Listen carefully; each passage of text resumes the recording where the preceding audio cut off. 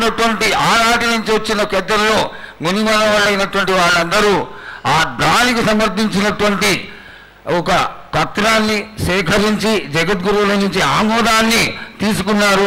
కేవలం నీ యొక్క ఆజ్ఞే మాకు తక్కువైంది తల్లి, బలాన్ని ఇచ్చి దాన్ని పరిపూర్ణం చేసుకొని మేము తృప్తిపడి నీ యొక్క రూపాన్ని చూసి ఆనందపడేట్టుగా ఆశీర్వదిస్తూ ఇంకా ఏమైనా ఉంటే తెలియచేస్తే తర్వాత మన వాళ్ళందరూ ఆనాటి నుంచి వచ్చినటువంటి పెద్దలు నేను ఒక 2 ప్రశ్నలు వేస్తారు తల్లి.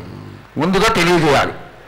నా గ్రామ ప్రజలందరూ ఇది వడికే కాదు, గత 7 నుంచి కూడా మీరు సంతోషంగా ఆనందంగా ఉండడానికి మీరు చల్లని శాఖ పెడుతున్నాను, నాకు సంతోషంగా అందుకుంటున్నాను. ఈ 7 కూడా మీరు 5 వారాలు నాకు పప్పు బెల్లం పలహారాలతోటి శాఖ పెట్టండి. నాకు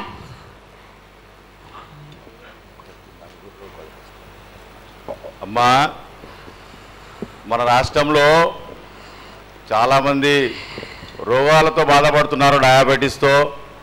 వాళ్ళకి మీ చల్లని చూపు కావాలి, అందరూ ఆరోగ్యంగా ఉండాలని నేను ప్రార్థిస్తున్నానమ్మా. 7 మీరు మీ విద్యను కానీ దాని కానీ చదువును కానీ మీరు ఎక్కువ చేసుకున్నారు అనుకుంటున్నారు. కానీ పురాతనం నుంచి మీరు సకాలంలో మీరు పాడి పంటలు ఇది వరకు రాక మీరు పండించటలేదు కాదు బాలక. ఔషధం ఇస్తే మీరు మంచి ఔషధాన్ని మీరు ప్రయోగిస్తున్నారు. మీరు దానివల్ల ఈ రోగాలన్నీ మీకు ఈ ప్రభావం చెందుతున్నాయి. మీకు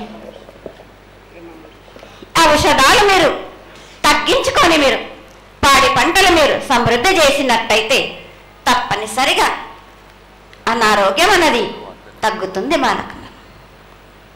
అమ్మా, మేము ఏదైతే మీకు బలి కార్యక్రమం చేశామో ఆ బలితోని మీరు సంతృప్తిగా ఉన్నారని మేము అనుకోవచ్చా అమ్మా? 7 చేసేది రక్తపాశం ఇవ్వట్లేదు కదా బాలక. మీకు నచ్చినట్టు మీరు ఇస్తున్నారు కదా, దాంట్లోనే నేను సంతోషపడుతున్నాను. నేను అమ్మా, నువ్వు సాహసం చేస్తున్నావు, కోకడుతున్నావు, అర్థం కావట్లేదు తల్లి. నీకు భక్తులందరూ ప్రతి ఇంటి నుంచి కూడా నువ్వు కోరుకున్నటువంటి నైవేద్యాన్ని పంపిస్తూనే ఉన్నారు. పరోక్షంగా నేను రాత్రి కూడా ఒక చక్కటి పూజ జరిగింది.